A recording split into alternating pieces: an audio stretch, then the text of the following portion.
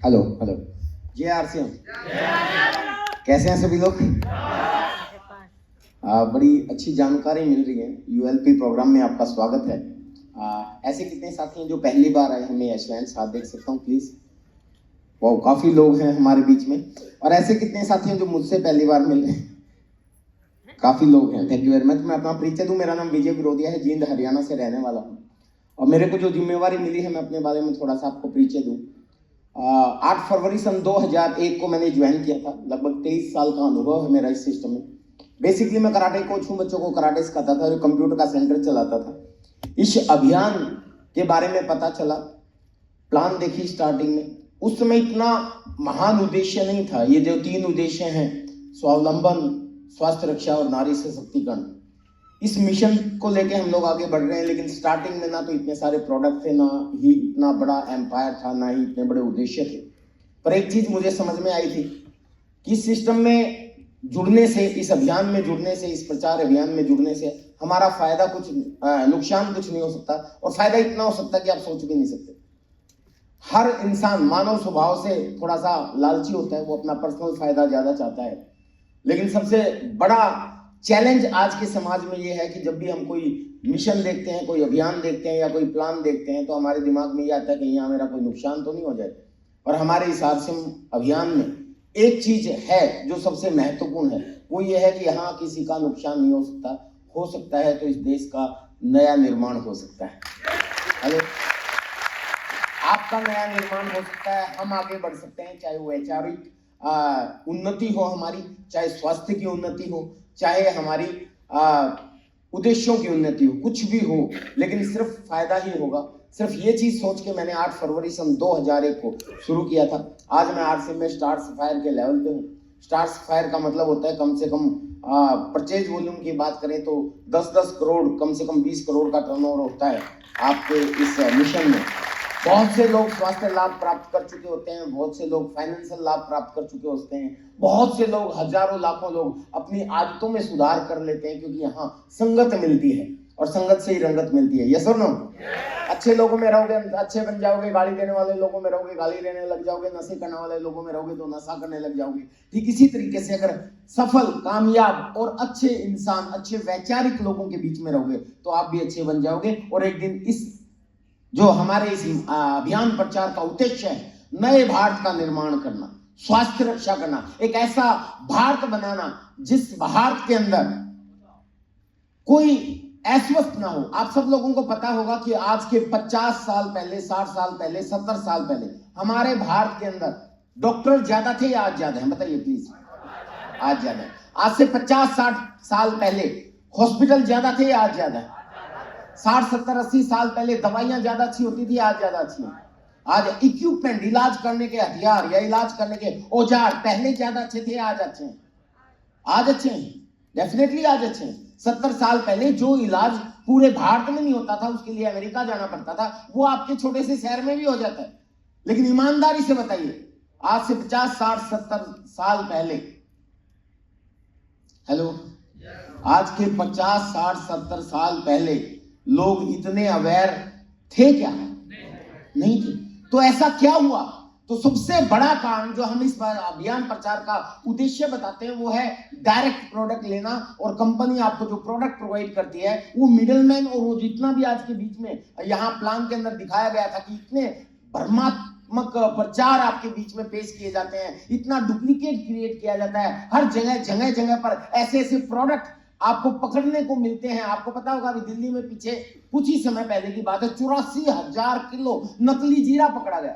अब कई लोग सोचेंगे ठीक है सर, बिस्किट, नमकीन, भुजिया नकली घटिया तेल में बन सकती है, कुछ और प्रोडक्ट नकली बन सकते हैं, जीरा नकली कैसे बन गया? तो कुल मिला के आप इस WCM की मार्केट में नकली प्रोडक्ट से बच ही नहीं सकते। यही एक सबसे बड़ा कारण है कि आज सारी चीजें अवेयरनेस होने के बावजूद भी हमारा स्वास्थ्य खराब होता जा रहा है। आज हॉस्पिटल ज्यादा है, फिर भी मेरे को एक बात बताइए, इक्विपमेंट बढ़िया हो गए, हॉस्पिटल बढ़िया हो गए, दवाइयां बढ़िया होगी, डॉक्टर बहुत ज्यादा हो गए, फिर भी आज से 70 साल पहले बीमार ज्यादा थे या आज ज्यादा है? Why? What is the reason behind it? इसका सीधा सा कारण है कि हमें और इस देश और इस दुनिया को एक नए भारत के निर्माण की जरूरत है। और वो जो मिशन है, वो जो हमारा अभियान है, वो जो प्रचार अभियान है, इसी माध्यम से हम ये कर सकते हैं। तैयार हैं? तैयार हैं? तो सबसे पहले तो अपना रास्ता बदलना है, अपने प्रोडक्ट्स बदलने हैं और एक माहौल में अपने आप को लेके आना है और लोगों को इस माहौल में लेके आना है। लेकिन एक चीज और है जो मेरा अनुभव बोलता है 23 साल का। यहां ठीक है, आपको जानकारियां मिल रही हैं बढ़िया बढ़िया, आप वीडियोस भी देख रहे हैं, आपके सीनियर्स भी आपको बताते हैं, पर मैं कहते हुए नहीं रुक सकता, सिर्फ जानकारियां कतई महत्वपूर्ण नहीं, करने से होगा। आप अपने ऊपर काम करोगे, आप 100% इसके अंदर अपना डिवोशन, अपना डेडिकेशन, अपनी पूरी ऊर्जा अगर इस अभियान में लगाओगे तो निश्चित रूप से जो हमारे प्रचार अभियान का मिशन है, नए भारत का निर्माण करना, स्वास्थ्य रक्षा, स्वावलंबन और नारी सशक्तिकरण, ये सब तभी संभव है जब हम बिल्कुल एकदम तन मन धन से और निस्वार्थ भाव से इस मिशन में कूद पड़े। क्या आप तैयार हैं? तो सिर्फ जानकारियां से नहीं होगा, इंप्लीमेंटेशन से होगा, एग्जीक्यूशन से होगा। हम सुन के चले जाएं, तालियां बजा के चले जाएं, इससे ना तो आपका निर्माण होगा, ना ही नए भारत का निर्माण होगा। हमें करना पड़ेगा। हर रोज घर से बाहर निकलिए, लोगों से मिलिए, अपने अभियान प्रचार की बातें कीजिए, अवेयरनेस फैलाइए, लोगों को बताइए कि बाहर कितना कचरा हम लोग खा रहे हैं और हम अपने पूरे आने वाले समाज को तबाह करते जा रहे हैं स्वास्थ्य के रूप से।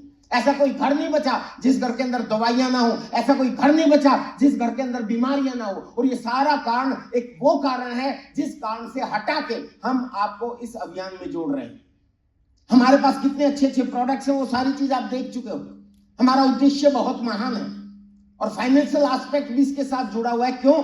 क्योंकि आपके बीच में आपने देखा कि अनएम्प्लॉयमेंट की समस्या भी बहुत तेजी से बढ़ती जा रही है।